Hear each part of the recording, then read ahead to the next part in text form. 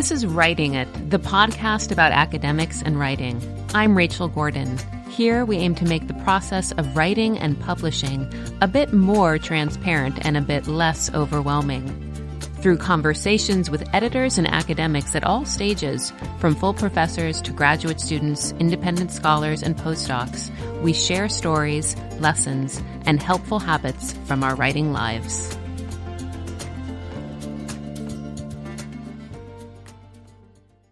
We're really excited to get to speak with Anne Boyd today. After 23 years as a literature professor, Anne left academia, sold her house in New Orleans, and bought a one-way ticket to Paris. She's been traveling around Europe ever since. She is the author of the popular Substack newsletter Audacious Women, Creative Lives, and a very good friend of the pod, Writing It, Lori Harrison-Kahn, actually directed us to Anne's Substack. Thanks, Lori, for that. This Substack is inspiring women to live and write outside the lines. She's also the author of 3 books about American women writers and the editor of 4 more. These books by Anne include Writing for Immortality, Women and the Emergence of High Literary Culture in America, and Constance Fenimore Wilson, Portrait of a Lady Novelist. And also Meg, Jo, Beth, Amy, The Story of Little Women and Why It Still Matters. These are just a few of Anne's books. And you can also find Anne's writings at Literary Hub, The Washington Post, Salon, and elsewhere. So first, Anne, I have to ask about this huge leap you took, or I think to many of our academic listeners, this will seem very adventurous, leaving academia when you were already a tenured professor. And by the way, you do write about all of this very beautifully on your Substack, but since many of our listeners haven't gotten to that yet, I wonder if you can tell us about what kind of push and pull factors led to this decision of yours to leave. Yeah, well, it's complicated, as any life is. There were pressures, I guess, pushing me from within academia, but just within my life as well. I was having health issues. I think I was suffering from burnout because I think part of it was that the fact that I was publishing these books as well. As I had 2 come out within 2 years, 2.5 years of each other, and that was a lot. But those books became, I think, my vocation and what was really important to me. My university did not value that work that I was doing, and the support for it had dried up. I wasn't able to get a sabbatical, for instance, to write the book on Little Women, but I was able to get an NEH Public Scholar Grant. I mean, that just shows you how completely, I guess, warped, this system has become. So my university wasn't supporting research anymore, and tenured professors like me were making less or roughly the same as new professors coming straight out of new assistant professors coming straight out of graduate school. And after I played my part to hire 2 of them, and I had asked for a raise and been told I would never get a raise unless I had a competing offer somewhere else. I think we all know how difficult that is, especially once you have tenure. I mean, in fact, when I had been trying, to look for other positions over the years, and even after I just got tenure a few months before Hurricane Katrina wiped out the city of New Orleans, it wasn't clear that the university was going to continue to exist. I lost my home and everything in it, and I went out on the market again. And you would think that would be a pretty good, obvious reason why someone might want to move. But even at that point, I had, I think, 6 interviews at MLA the year before without tenure. But when I had tenure, I got 0 interviews, even though I'd just been through Katrina and everything had been wiped out. So it just goes to show you, I think, how once you have tenure, you're just so locked in. And even though it seems like a great deal and have, this career for the rest of your life, I realized that I didn't want that to be the rest of my life. There was another life that I wanted to live still. And there was writing I wanted to do that wasn't going to be supported. So those were some of the reasons from within, I guess, the system. And then, as I said, I was having health issues, which I think were exacerbated by all of these things going on at my institution. And I have an autoimmune disorder and Meniere's disease, and that was causing severe vertigo. And I was, wasn't even able to teach online after a while. I was, during the pandemic, it had gotten pretty bad. So that was a wake up call to me. Another wake up call was, being with my brother when he died of brain cancer, and he was 10 years younger than me. So, so there are a lot of things that converged, I guess, to push me out of my comfort zone. And I've been casting about, looking for ideas for, quite a few years of what else I could do besides, the academia. I think they like to think that professors in the humanities have no marketable skills, and they have so they don't have to treat you well, and they don't have to pay you much because there's no industry outside that they're competing with. And what I discovered was that I do actually have considerable marketable skills. But it just took some innovation and some entrepreneurship, and a little bit of training and book coaching and things like that to help me see that I could support myself outside of the institution. Yeah. Something that might be confusing to some of our younger listeners or earlier stage career listeners, you mentioned that once you were tenured, it was harder to get the job offers or be a finalist. Whereas before, it sounds like you felt more attractive on the job market. What was that about? Because, I mean, I guess some people do switch positions after tenure, but you're saying you think that in general there's a perception that you probably wouldn't go, or you're only using this for leverage at your own institution, or what do you think's going on there? Yeah. Well, there might be that. There's also often the assumption that if you want to leave, before tenure, people understand that things are fluid. But after tenure, the assumption is that if you still want to leave, but you accepted tenure at that institution, there must be something wrong with you, right? It's not the institution. There's something wrong. You're not collegial, or there are all these kind of things that people are looking for in candidates, and they're also looking for generally younger colleagues who are more amenable, who don't have as much experience and therefore won't challenge them on various things, that kind of, so this is there's so many personality dynamics that go on too. But once you're tenured, I mean, I had been told that, and then I experienced that it's just extremely difficult to move. I did have a couple more interviews later on, and, for positions that I didn't get, because I wasn't doing the kind of work I think that was considered fashionable or trendy. There are a lot of there are a lot of ways I think that that institutions or that English departments, I think, kind of participate in this sort of trendiness. And the recovery of women writers, particularly white women writers, I think the feeling was that the days of that were past, that we'd recovered enough of them. And the work that I was doing, therefore, certainly wasn't cutting edge. So, so that's, I think, part of it as well, that I just, wasn't doing that kind of work that was making me look very current and next thing, Right. Yeah. Yeah. You mentioned that realizing some of your other skills or your marketability was kind of a helpful step for some of our guests that has actually been with the work of a coach or sort of some kind of consultant type of person. I'm wondering, did you work with someone to figure out how else can I put myself out there in some marketable way? I didn't. No, I didn't. I took a class on book coaching, but I didn't with Author Accelerator.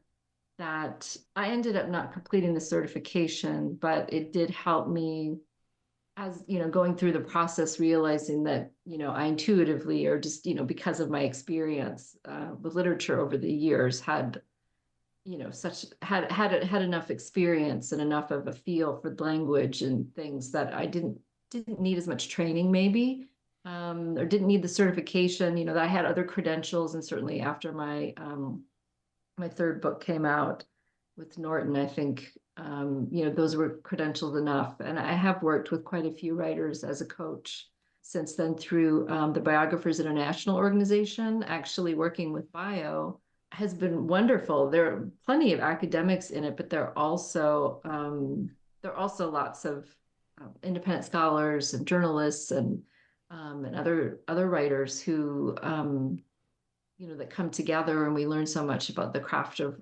writing together. And I made so many friends in that organization who also helped me think of a life outside of academia. I think that was helpful too. So, as being part of that organization, I think it was called Biographers International. Did that mean going to conferences or online kind of Yeah. events? Uh-huh. Um, Yes. Lots of online or lots of in-person conferences every year. And then but conferences that felt so different from an academic conference. People weren't standing up and reading mm, papers. They were on panels having meaningful discussions with each other and dialogues and about issues that were so interesting to me, and being a new biographer trying to learn the craft. And there was so much talk about how to tell stories and how to grab readers and do the kind of things that as academics we aren't trained to do. We're not trained to actually write anything that anybody actually wants to read. right. Unfortunately. And so I felt like I had to figure that out for myself. And finding bio was great because otherwise I had just been doing it all on my own. I did write my first biography, at least the first draft of it, pretty much in the dark Mm-hmm. on my own. So finding bio was wonderful. And then once the pandemic hit, they did go online. I should say we went online because at that point I was serving on the board, and I did moderate a number of the online events that we did. And they're on YouTube and they're great. I know there are a lot of academics interested in writing biography who'd never heard of bio, and they should absolutely know about Biographers International organization. I highly, highly recommend it. They have scholarships, and they offer a book prize every year, and lots of opportunities to learn and to network and connect with others. So Writing about people's lives or writers' lives is definitely something that academics do. But when you talk about writing biography, I guess in this more maybe trade press way or not just for yeah, academic readers, what yeah. is it that you think is different that you learn to do that academics don't always know how to do or don't realize they need to do differently if it's going to be a trade press book? Well, the first thing you have to untrain yourself to do is what the literature review or the referring to other researchers, um, and also quoting as much as we do. We're always providing evidence, right? We always want to show that we've done our work, that we've done our research, and that we're using the original writer's words as primary evidence as much as possible, that kind of thing. But what I learned from my editor Norton, was that I had to become the narrator of the story. This was my story now.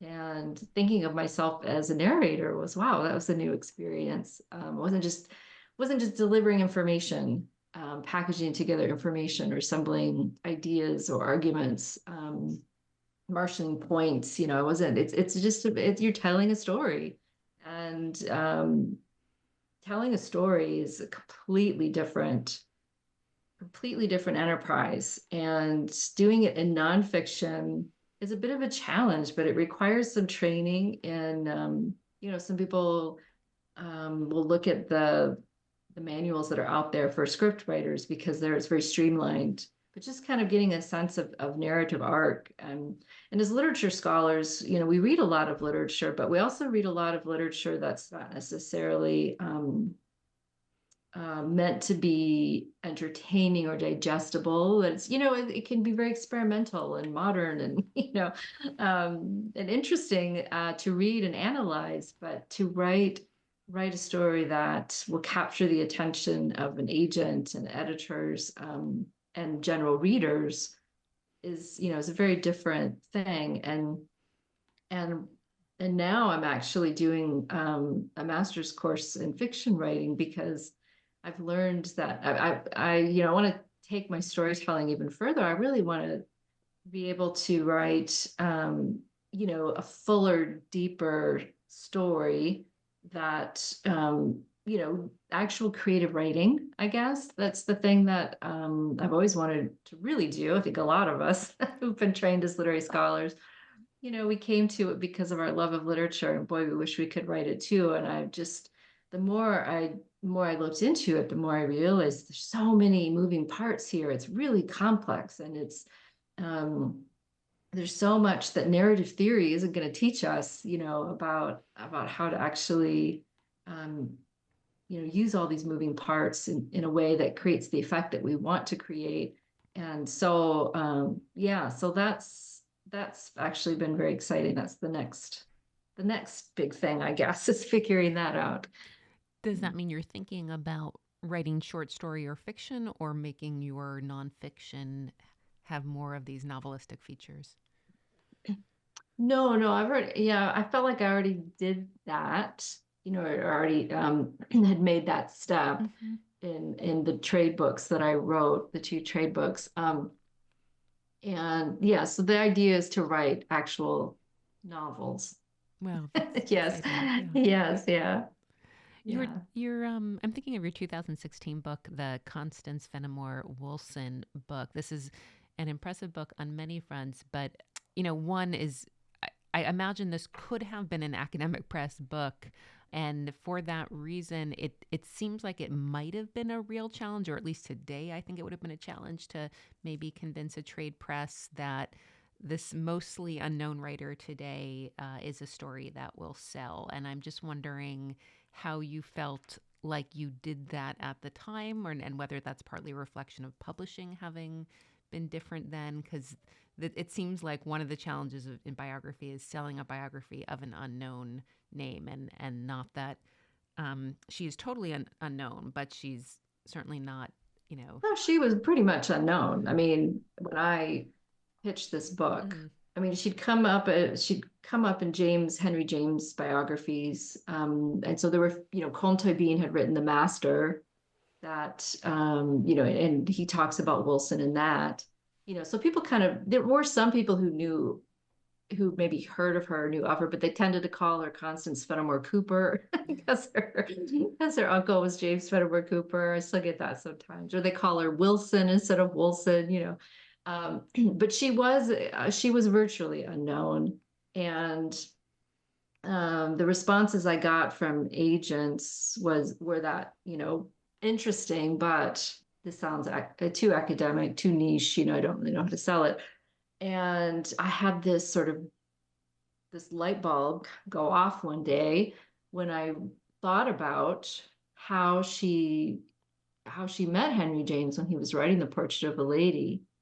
And he actually stopped writing it for a while to show her around Florence, to show her to the museums and the parks and the art and the churches, and he was doing that for a reason, because there are lots of ways in which Wilson was herself like Isabel Archer when he first met her. She was older, but she was an American woman in Europe for the first time. And he was able to see Italy through her eyes, the way, because he'd been over there for so long already, but he was able to see it through her eyes the way Isabel Archer would have seen it. And she was unattached, she didn't have family responsibilities for the first time in her life, so there were some similarities. So I realized I could call it Portrait of a Lady Novelist. And, that was like a huge light bulb that went off. And then in the prologue, I could talk about, I could introduce her through Henry James and the Portrait of a Lady, and Isabel Archer, such a significant character. So then that worked. It worked. I didn't have, it wasn't like I had publishers beating down the door, like, oh my God, what? She knew Henry James. She helped inspire Isabel Archer. Oh my gosh, everyone wants to publish it. No, but Norton did, and Norton is an independent publisher that, it's not part of the big five, big publishing houses, and they will publish some books that don't sell particularly well. And that book didn't sell that well. it didn't have the kind of popular appeal that, the Little Women book sold more because, there's people know Little Women already, right? And that's what publishers are generally looking for. So it got a lot of great coverage. I mean, the Wilson book was reviewed on the cover of the New York Times Book Review, which was a huge boost, right, in terms of Yeah. visibility.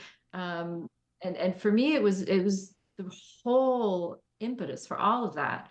So I had worked so hard on that book and doing this research on her life, and I just she was important to me, and I didn't want that book to sell for $85 the way my first book from an academic press had. And nobody bought that first book except for my mom and dad and some libraries. And it took like a year to get a review in a journal.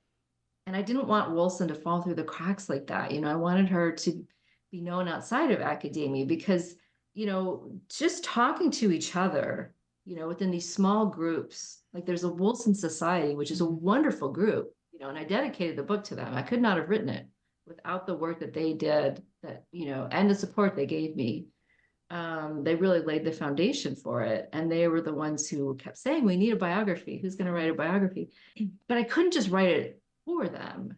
I really wanted people to know her story and to read her writing. And fortunately, Norton was also willing to publish a collection of her stories at the same time. And so the reviews weren't just of my biography, they were of Wilson as a writer and that reading her stories. And boy, they all loved Wilson the way, those of us who loved her already did. And that was just the most wonderful thing. And then to have her to get a call from an editor at the Library of America that they wanted to do a volume of her short stories. That was it. I felt like that I could die now. I had done what I wanted to do as a scholar. That was really wonderful because those, Library of America doesn't go out of print. It really is a canon, the canon, I guess you might say, of American literature. And that was really the greatest reward that I could get. So that wasn't about sales. It still was a scholarly kind of thing, but by making the book accessible to a wider readership and getting that interest from the New York Times and that sort of thing, that's how she got in the Library of America, ultimately. And we can't just, in other words, I guess the point I wanted to make was that we can't just talk to each other, and I would give conference papers and there'd be like 5 people in the room, We've all and been that there. Yeah. just, yeah. And I think if we really want these writers to survive, that we're recovering, we really want the work that we're doing to matter, we have to bring it outside of those conference rooms. Yeah. Yeah, that was a wonderful idea you had to open her story through the Henry James connection, friendship. Did that influence how you told the rest of her life, or could still tell it as maybe you had been thinking you would tell it? Yeah, yeah, I introduced her that way, and then I said, but wait, she's really so much more. Yeah. She's not just Henry James's friend. So no, it didn't influence the rest of the book. And it never, Norton, my editor never pushed for more Henry James or anything like that. So that what I learned from that is that if we want to introduce a topic or a writer or person to the wider public when they don't know them, we have to attach them to something that readers already know just to get our foot in the door, because we can't just come out of the blue and say, oh, this is a really cool person and I want you to know them. Right. But like if I just met someone on the street, but if a friend I know introduced me, then it would be like, oh, okay, so you're in the realm of the, sort of people I already know. And so then, it's the same kind of principle. And I think that's the difficult thing. I think that for a lot of us as we're trying to recover stories or writers, yeah. I can't remember if this Constance Fenimore Wilson book was your first trade press or if you'd worked with Norton before then. No, that was my first book was a significant revision of my dissertation, and I published that. That was The Writing for Immortality, that was published with Johns Hopkins.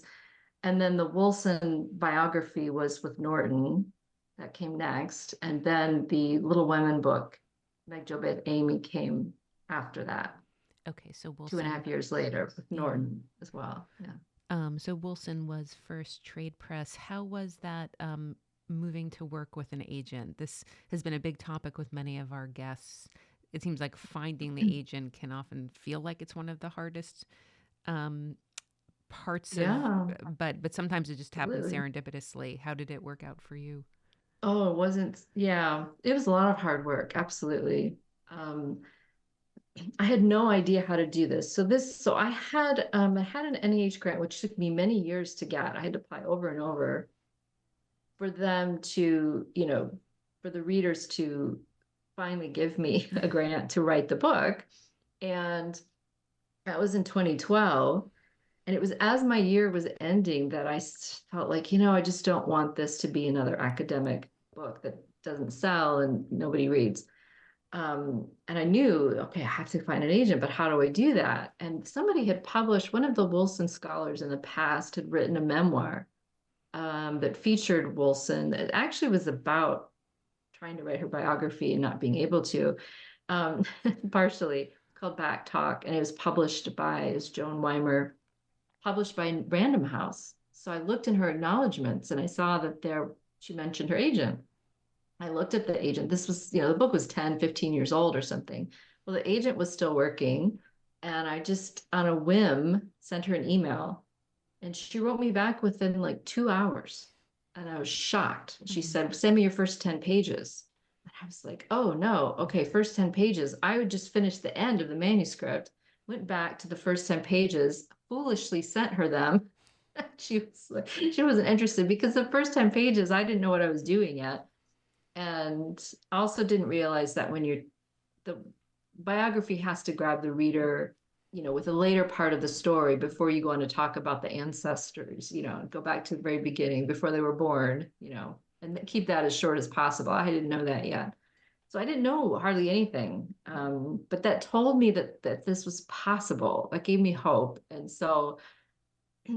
yeah, that's when I really, it was like another job, part-time job was, learning how to tell that story, learning how to find an agent.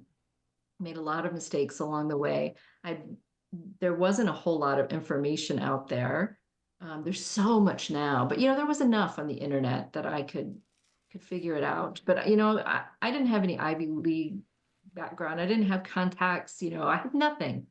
I was from the Midwest. I went to a Big Ten school, and I, was teaching in a state university in Louisiana. You know, so I think the internet made it happen, but it was still very, made it possible for me to make it happen, but it's very difficult. Yeah. So it sounds like with that first agent, I don't know if they weren't interested, but the fact that they were interested in the topic initially told you, okay, if I can figure out how to write this in a way that is appealing for an agent, it's worth sort of trying to maybe look around the field of agents and try it again. Yeah. Yeah. Yeah. Yeah. And Exactly. I wonder what else was part of your process of learning to write this biography in the trade press style. Did you end up reading a lot of other biographies, or did you find guidance on how to write biography more popularly? Well, I wish I could say that I had the time to go read a bunch of Right. biographies, but I didn't, Hmm. as I was back teaching Yeah. again.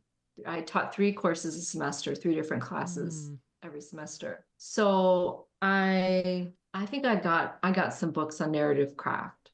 And I don't remember what they are, and I Hmm. don't have them anymore Hmm. because when I left my life, when I quit my Hmm. life, I sold almost everything in my house, sold my house, almost everything in it, and most of my books, which I know is probably the most difficult thing for Hmm. other academics to imagine doing. But actually, having been through Katrina once, I'd lost all my books once before, so it Yeah. wasn't like I had, yeah, it wasn't like I had, all these books from college and from growing up. Unfortunately, I lost those already. Yeah. Hmm. Yeah. But Sorry, go ahead. yeah, but I was just going to say that it was just figuring out the craft of story and looking at her story, looking at Wilson's life and figuring out how to make it into a story. And probably the most useful thing I did was I got a big piece of poster board and used different colored post-it notes, and started mapping it out and started, I could sort of start to notice some arcs of development, pieces of the story that fit together. And, if I want to show this happening, then, where do we see the seeds of that earlier on? And, and how can I end a chapter or a section with a sense of, possibility moving into the next one. It's not just an end right there. So different things like that. I mean, when you're constrained by nonfiction and you're trying to write a biography of someone who's never had a biography written of them, and so you want to put as much into it as you can, right? I don't want to leave things out, but I had to cut out huge chunks of things because actually the manuscript that I initially wrote was twice as long as what I was contracted, um, what I got a contract for with Norton. So I had to cut it in half. And so the other thing I learned writing that book was how to prune that, how to make my prose much sleeker, because I didn't want to cut out whole sections of her life. I had, but I realized that my prose was full of lots of unnecessary stuff. So I think that was probably one of the most important lessons that I've learned in this whole journey is how to write economically, because the language then starts to have a lot more resonance and power. But it takes a lot of work to write that way. It takes, multiple revisions. And so that was a big part of my process too. For some of our guests, that process has included reading their prose out loud. I mean, in part because if they're thinking this is going to be a popular non-academic book, they're even thinking this might be on Audible, or that's how some readers are going to experience it. But it also seems to help to hear it, to hear that sometimes there's too much verbiage there. Is that something you do? What do you do to hear? Yeah. I think that, yes. And I think learning how to write sentences that you can read without having to take a breath was part of it, because I had a real tendency to overload my sentences, and it's still my natural tendency, and I have to go back and chop them up. But it's, I would always have more thoughts that I wanted to keep piling in, new clauses that I'm adding on as things got more and more complicated. So simplifying, but yeah, reading aloud was helpful in terms of, and not necessarily always reading aloud. I mean, I would do that when I was preparing conference presentations or a talk, as I gave more talks later on, public talks. But then, but just in my own writing, trying to, as I'm reading it, slow down and listen to it, the prose in my head, even if I'm not reading it out loud exactly, but reading at the pace of listening, as opposed to letting your eyes just kind of fly over, the prose. I think I've definitely done that. So, getting back to this other topic we started with, which is, you are leaving academia and kind of changing your life. I'm wondering if your feelings about teaching changed, or just a sense of I've done that, the teaching thing, and have found that with what's going on with me now, it doesn't work to teach and do, say, all the writing and research or other things you wanted to do. I mean, the teaching has fallen out. So how do you explain how or why that felt like the right decision for you? That wasn't actually part of my decision to leave teaching. That's just part of, giving up that job. Yeah. I had to give it up. Yeah. It's the part of the job that I loved. The one thing, there were two things that I really appreciated about my position. And I feel very fortunate to have had these experiences. One was being able to teach and study abroad courses over the summer. And I did that 3 times and brought my daughter with me and introduced her to the world. And, she's studying in Paris right now. Mm. And that's because we went to France one summer and she fell in love with it as I did. And, she was, I think, 15. She's like, I'm going to study in Paris one day. And now she's doing it, so that definitely, those experiences fed into my desire to keep traveling. Unfortunately, those programs have since died because of all the budget cuts. Yeah. Mm-hmm. But I feel grateful to have been able to do them. The other thing that I really appreciated about my position was that I was able to teach, particularly later on. There was such an attrition of faculty that there were so few of us left to teach graduate classes. The people were leaving, retiring, and not being replaced. So, what had been a faculty of like 5 Americanists was down to like 2, or 1. One person left if the other person was on leave. And so our turn came up to teach graduate classes more frequently. And I was able to pretty much design whatever I wanted to for those classes. And that was a wonderful experience because I was able to gear it towards the research that I was doing. So I was always learning new things. I was like, what do I want to learn about? Like I was getting interested in the writer Kay Boyle, who's a 20th century writer, and my work had been in the 19th century, and she'd written about World War II.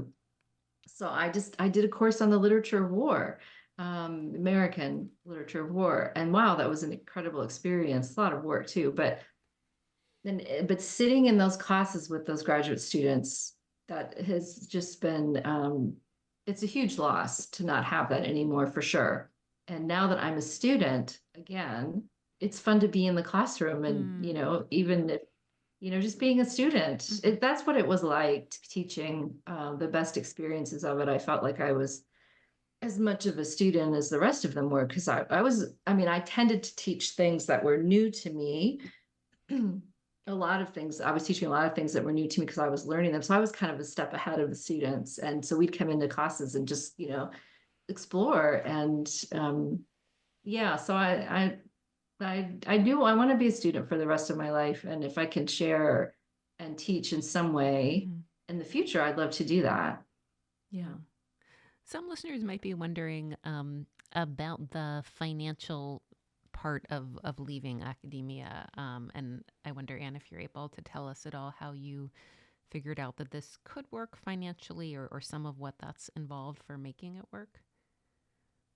Well, as my ex-husband said, it got to the point when you don't have raises year after year after year, not even cost of living, your salary, it starts to be pretty low. It's not as hard to replace. So that was part of it. Let's see. It is complicated, but I will say that my ex-husband and I were good savers. So, the retirement picture, I'm not worried about that, so what I did was I retired early at age 52, and that enabled me to take my insurance with me. So the benefits, I was not vested in the state of Louisiana retirement system because I chose the portable retirement system, the TIA TIA, and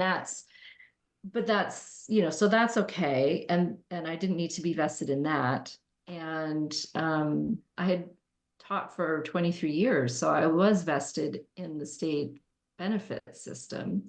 And so I still have the insurance that's reasonable. It's not like so that's a big question for a lot of people, right? Is the health insurance. Yeah. So even though I wasn't I'm not retirement age and I can't draw on my retirement, I know it's there waiting for me. So it's like getting from here to retirement. And as I said, I do some coaching. And I mean, this is kind of personal, but when my brother died, he left me some money too, that what I would be doing right now is, if I didn't have that, I probably wouldn't be doing a master's course of writing a novel because right, that costs money. That doesn't make money. who knows if I'll ever, this is the problem with writing fiction, is that you have to write the whole book and it has to be absolutely perfect, ready to go to the press, basically, when you submit it to publishers. And you just don't know if all that work is going to lead anywhere. With the nonfiction book, you could write a proposal and test the waters. It's heartbreaking when a book doesn't sell because you've done a lot of work to get to that point, but you haven't written the whole thing yet necessarily. So yeah, so if I didn't have a bit of inheritance from my brother when he passed, I would be coaching at least 20 hours a week or more. It depends, it depends on how much you can charge, and it takes a while to get regular clients who working on books, but that's what I would probably be doing full time. Yeah. So I was thinking before, how has your writing changed since leaving academia? Because you did a wonderful job of writing trade press, even as you were teaching a ton and professoring. But I guess since leaving, I mean, now you're into the world of fiction, and I don't know if is there also something nonfiction that you're working on? Well, I have been doing a lot of writing.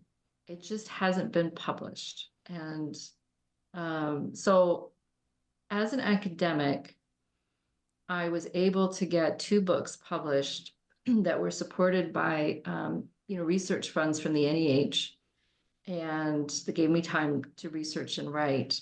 Not having a paycheck and needing to support myself as a writer, that was kind of the next goal. And I went all out with a proposal for a biography of Kay Boyle, whom I mentioned before, a 20th century writer who's been forgotten. And she's amazing, and she's an incredible story. I mean, it's wartime, and she wrote about the rise of the Nazis in Austria, in the 1930s. And she wrote about World War II in France, and she went to Germany after the war and wrote about the occupation for the New Yorker. I mean, really good stories, amazing stuff. And she had an amazing life. She had this love affair in France with a refugee of the Nazis, and she helped him escape. I mean, it's like really good stuff. But I wasn't able to sell it for anything above absolute poverty wages. That's the thing, is people think, oh, I'll get a book deal and I'll write a book. But the economics of it are really quite disheartening, to be honest, because your agent gets 15% off the top. You pay about 40% in taxes because you're self-employment. You have to pay self-employment taxes on top of your regular tax bracket. And they don't give you the whole advance up front. You get half of it or a third of it. So once you start whittling it down like that, you're talking about living off of $15,000, $20,000 over 2 years while you're writing a book that it requires a ton of research. So that didn't happen. And that was very disappointing, because I had a wonderful agent who was so supportive and very encouraging and very optimistic. So we were very disappointed. And it was at that point that I decided to since I didn't have to be nailed down somewhere writing a book, because writing a biography requires a certain amount of stability, routines, but then also having books around you and everything, right? So, and I realized I really had this tremendous wanderlust that I wanted to try to satisfy. And so that's when I started traveling. So I was writing about my travels. And I spent the first year pretty much, I don't think I stayed anywhere for longer than, I think I stayed a couple of months in Edinburgh in one apartment, but the rest of the time it was, a few days up to a month that I would stay. I got to where I was trying to stay for a month in places, but I was in France and England and Sicily and Germany and Scotland. And I really had a wonderful time, and I learned so much, and I wrote a memoir about it. And it was almost done. I'd written about 2/3, 3/4 of the memoir by the time we sent my proposal out. and that hasn't sold either, unfortunately. Um, which is which has been a disappointment, I will say, because I put a lot of work into that. I wrote a really long proposal. It's over 100 pages, Mm, and my agent again was very excited about it and mm-hmm, optimistic, and really felt like this was a sellable project. mm-hmm, And what I've learned is that the market for memoir is extremely tough. The market for biography is extremely tough. mm, Um, but as I've learned, my tutor in my new master's course that I'm doing at the University of Manchester, I was telling her about this failed biography project, and she said, fiction of historical figures, particularly women who've been forgotten, is big. mm, It's much more saleable. I mean, you can mm-hmm. tell these stories in fiction Yeah. that are harder sell in biography, or even in memoir, because she was in the memoir too. And Mhm. so we'll see how the novel goes. So Yeah. that's kind of the idea. Yeah, because her story is so important to me, and I spent so many years researching it, and it feels really good to be returning to it, and have kind of a new mission, I guess. We'll see Yeah. how it goes. I'm curious with the Kay Boyle biography. Was your agent advising you to go ahead and take it, or was there any part of you that was like, even though it's not as much money as I'd like? I mean, that sounds difficult that you actually had an offer. Um, ha, what was your feeling on that? Yeah, no, it wasn't. I told him up front what I needed, Mm-hmm. and it wasn't even close. Mm-hmm. It just wasn't close. Yeah.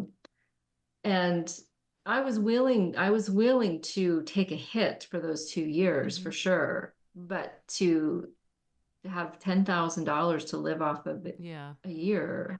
I think it was actually, no, it would have been less than that. It would Mm-hmm. have been less than that. It would have been like 7,000 a year, I Mm-hmm. think. I'm trying to do the math in my head, never my strong suit, Right. but it was really low. And I'm Yeah. thinking it was under 10,000 a year.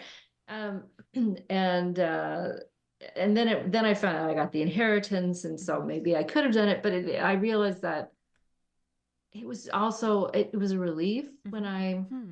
made that decision. Actually, I was devastated and I'm just like humiliated, mortified, and all of that.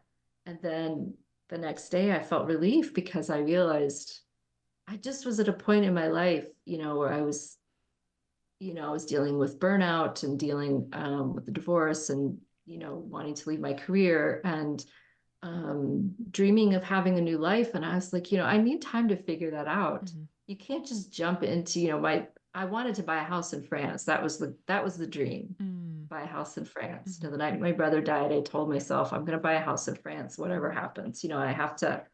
I need to start over. I need a new life, Mm-hmm. and I want to get overseas. But I realized that that was probably not the thing that I should be doing because I don't speak French, and I wouldn't know. How would I ever have, like, good friendships or Mm-hmm. serious relationships? Mm-hmm. How would I have in-depth conversations with people? It would have been very difficult. And I knew that was important to me going forward in my life. And so after spending some time there, I realized what I probably wanted to do was travel around and, try different things out and get to know myself again, frankly. I'd spent 20 years raising my daughter, or 18 years. She was going off to college. So that was a big part of the timing as well. She was going to college, and you know giving so much to my profession, to my books, and my marriage and my daughter. I didn't know who I was anymore, Mm-hmm. and I needed, it was not exactly midlife at 52, but a little past that. But it was a time to get to know myself again and decide what I want the next phase of my life to look like. Um, so for now, I'm in Scotland. I really fallen in love with Scotland. Mm-hmm. Staying here longer term may be difficult. So it's really hard to get a visa here. I did apply for the global talent visa, which I'd heard about and thought, oh, I could do that. So I started, allowing myself to think about living here. And then I hired a lawyer. We assembled an application. If you're a writer, you have to apply for endorsement with the Arts Council. And I had the bits of evidence that you need to show, a certain number of reviews and letters from people and all of that. But the problem was is that I wrote nonfiction, and they're the Arts Council, Hmm. and that's not art to them. Hmm. They told me, they said, you don't write literature, you write about literature. Hmm, that was tough. And, it was like, okay, so you're telling me I have to become a fiction writer in order to live in your country. Okay. What's the world telling me? What's the Hmm. universe telling me? That's what I'd always wanted to do. So, Hmm. um, but then, getting into a program and being able to afford it and all of that, because international fees are tremendous. But I was able to get a scholarship, and that helped. It's just been a whole, yeah, it's been a whole process, Mhm. really, of just, I wouldn't say whack-a-mole, but it's been a little bit like that of, tried this out, see how that works. And, no, but the writing's always been there. The writing's been the thing that I've kept coming back to, because for a while, I wasn't writing because I was traveling, and it was so hard to write while I was traveling. I was Mm. just keeping a journal, but I Mhm. wasn't really able Yeah. to. Right, Mm. right. And once I started doing that and staying in Scotland for longer periods, things started to gel. Yeah, that just felt right. And another kind of writing you've been doing is writing for the Substack, which, just to be clear on the whole Substack terminology, I feel like I've heard people talk about Substacks for the past maybe 6-ish years. To me, they feel like they've taken the place of blogs. I don't know how you explain what they are, because I actually don't read that many of them. Yeah, well, I think of them as newsletters. Okay, yeah. Um, but it is kind of but they've become more like blogs. Mm-hmm. So, a lot of us who had like newsletters on MailChimp or something, or Tiny Letter, we were just able to move ourselves over to Substack seamlessly, importing our lists. So I I had a see. newsletter Yeah. before, and I had about 1,000 subscribers that I Hmm. collected, Wow. from the talks that I'd done, and Mm-hmm. I'd send out a sign up sheet, or just Mm-hmm. people would find me online. So I had a nice little list. Um, but and when I joined Substack, and I was writing about my travels. So it was Mm. shortly after I started traveling that I moved over to Substack. Mm-hmm. I moved over because it was just simpler, Yeah. very simple interface, really easy to do.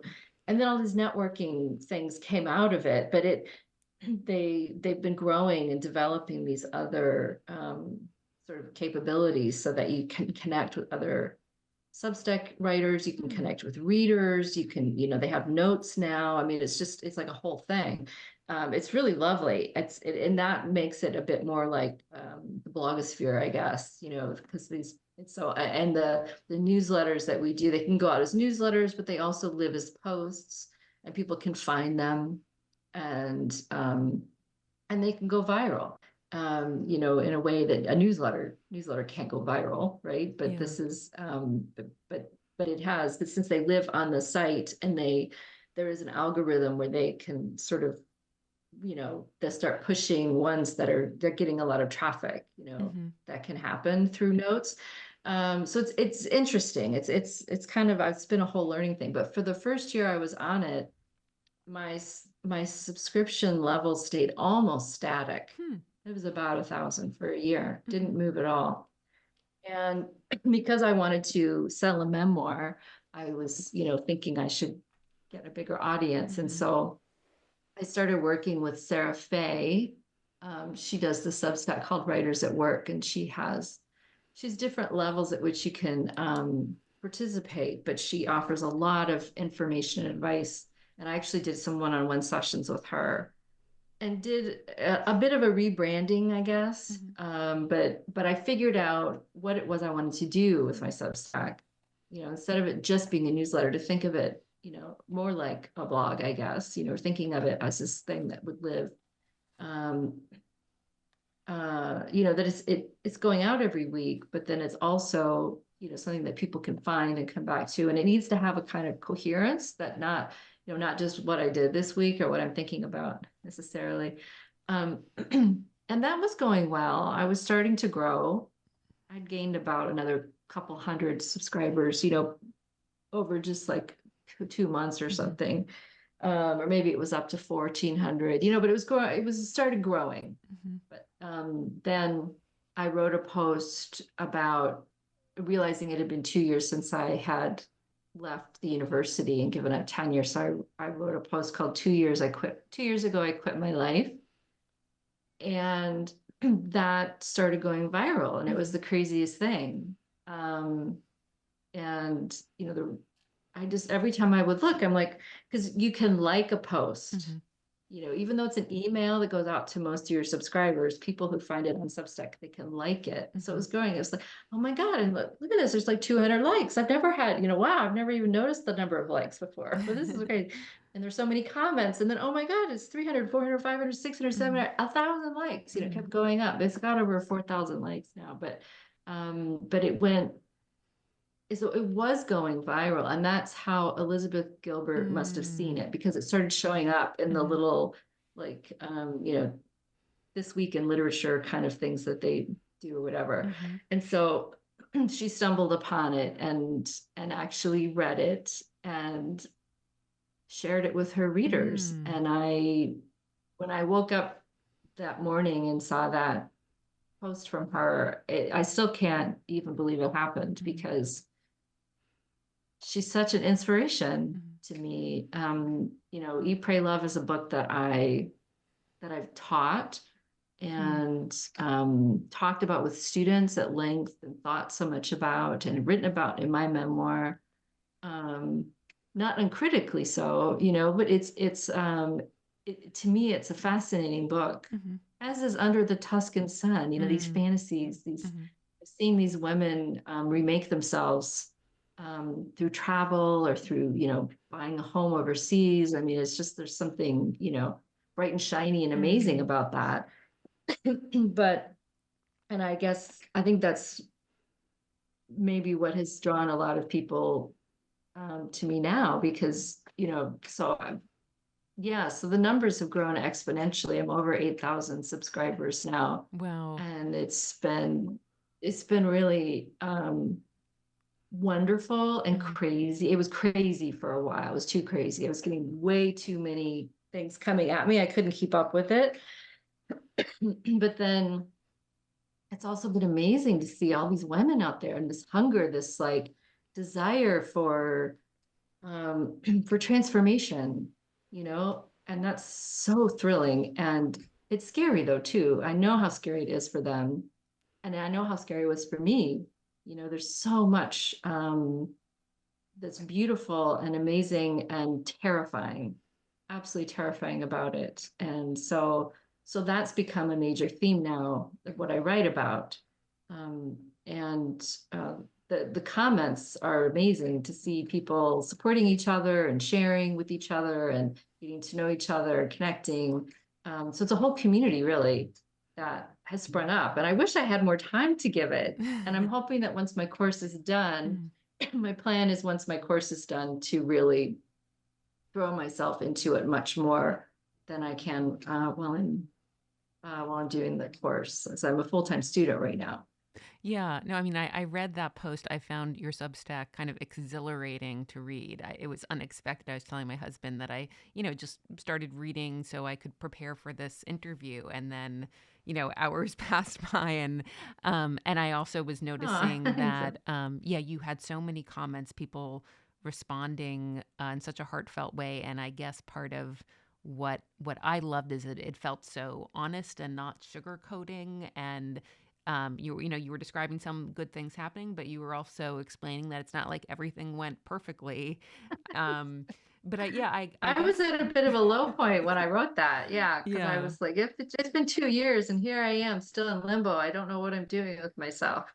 Hmm. Yeah. I mean, I would think that would help with the memoir possibility now, where or I wonder if you could just like write to Elizabeth Gilbert and also be like, so appreciate your support in this. And by the way, I'm working on this I did, memoir. yeah. Okay, good, good. My agent told me to write to her. Yeah. So we tried that.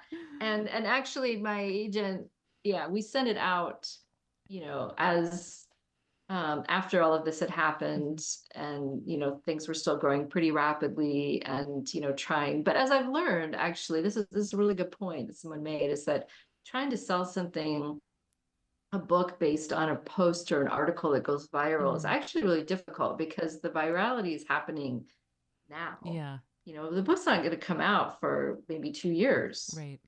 but are people going to remember you? Or, it's not this, it's not a viral thing, isn't necessarily going to sell a book. What I've learned sells books is just sheer numbers, and 8,000 is not enough. I mean, I had 6,000 when we sent out the proposal, but it's just not.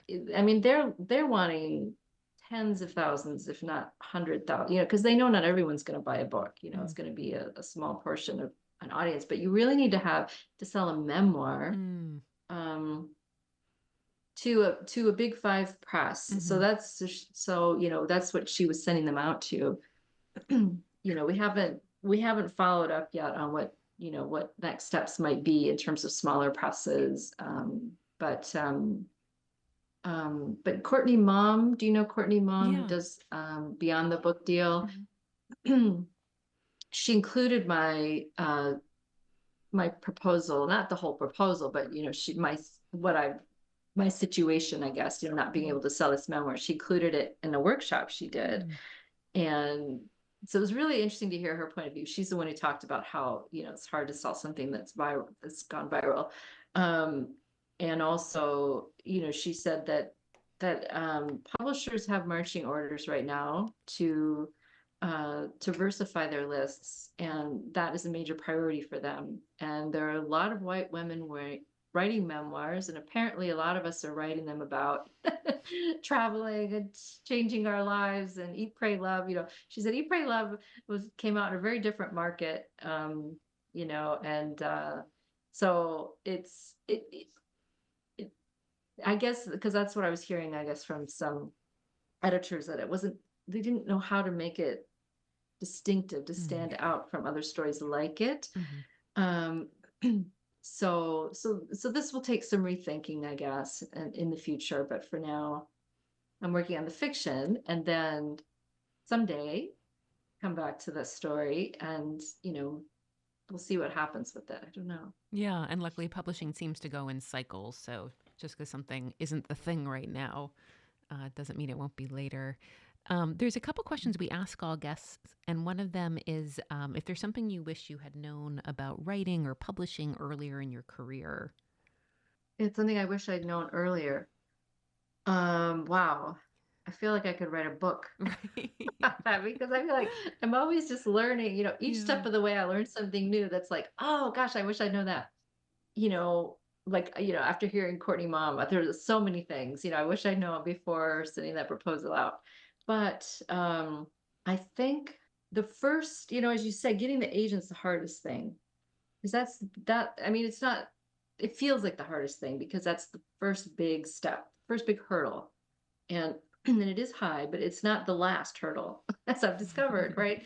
You can have great agents, and I've worked with 3 great agents now, and for these last 2 books, I had 2 different agents because my first agent got ill, so I had to switch to an agent. But yeah, they were both great. Just didn't happen. So, but getting the agent, you have to be just so ready. I think we feel anxious and impatient, and we want to get feedback, and I think we need to, we want to see if there's potential for this, but we should test things out before we send them to agents. Because once you start sending things to agents, or in this case, like with my proposal, once you send it to editors, you can't send it to them again. You can't oh, okay, I figured out what I'm doing now, changing everything. I'll send it back to you. No, that door is closed. Mm-hmm. So, you know, figuring out, making your entree, I guess, as strong as you possibly can. So like when that first agent I ever wrote back and said, send me your first 10 pages. I didn't know she was going to ask for that, because I hadn't done my research yet. But those first 10 pages have to be killer. They have to be amazing, and the rest of the manuscript or the rest of the writing sample or proposal has to live up to that. So I guess that's what I maybe wish I'd known. And is having it being ready, as you say, or having it in that top shape, does that mean workshopping it more than you might have realized? I mean, I realized that earlier in my career, not that long ago, I just didn't show my work enough to other people, which for me anyway Yeah. helps so much in figuring out where I and how I need to revise or edit. Well, if you have people Mm-hmm. who have experience in the industry who can give you feedback, that's great. Mm. A lot of us don't, Mm. you know. Mm-hmm. Um, and I'm always envy those people who talk about their writing groups. Mm. Like, oh, these writing groups are great. It's like they're helping each other write their books. Right. They're really, it's just amazing. And that's why I'm doing a master's course, to get that workshopping experience, to share, the writing that, especially, I mean, with writing fiction, I'm so out of my comfort zone. This is totally new territory. But I think it probably also means hiring a developmental editor, book coach, Mm-hmm. to get, because they're the ones who are more trained. And unfortunately, what's happening in the industry, right, is that agents and then editors later on too, they don't have time anymore to help you prepare, your manuscript or your proposal, or so you really have to have it perfect before you send it to them. Mm-hmm. Which isn't how things used to be. Mm-hmm. It used to be you had a good idea, an agent would work with you. They don't have time for that now. Mm-hmm. Editors don't have time to really do the kind of developmental editing that they used to do. So it could be that an agent is interested enough that they'll send you to a developmental editor. Mm-hmm. There are some that maybe still do some work with writers, but it's pretty rare, especially if you're unknown, if you're not connected in some way. Yeah. I think you're probably going to end up having to take some classes to get that, feedback, and maybe work with an editor on your own dime. Yeah. Another question we ask is if there's a writing practice or habit that works for you. Process or habit? Is that what you said? Practice or habit, yeah, something you do. Practice or habit. Getting myself to my computer as soon as I can in the morning is the best thing. If I wait at all, and I'm trying to sort of balance this right now because I really also need to do some Pilates or yoga in the morning, but so like, no, I'm trying to prioritize the writing and my body is complaining because I'm not getting the most energy I have is first thing in the morning. Yeah. And also mentally.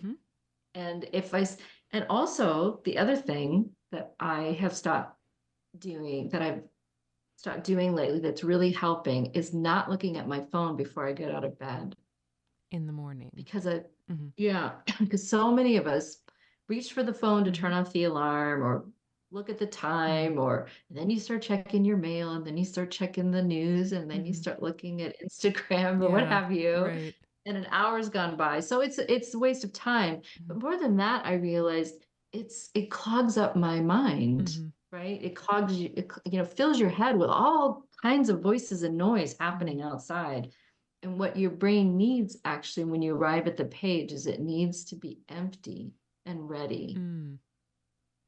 So I think that has been the most important thing that I've been doing lately. Yeah, that's a great idea. Well, thank you so much, Anne. This has been really fun and helpful.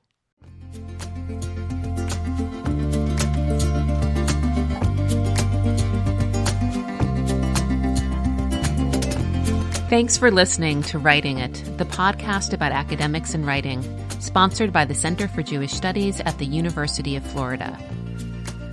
Visit our podcast description to find out how to contact us and send us your questions about academic writing and publishing. Follow us on social media at Writing It Pod and subscribe to us so you never miss an episode.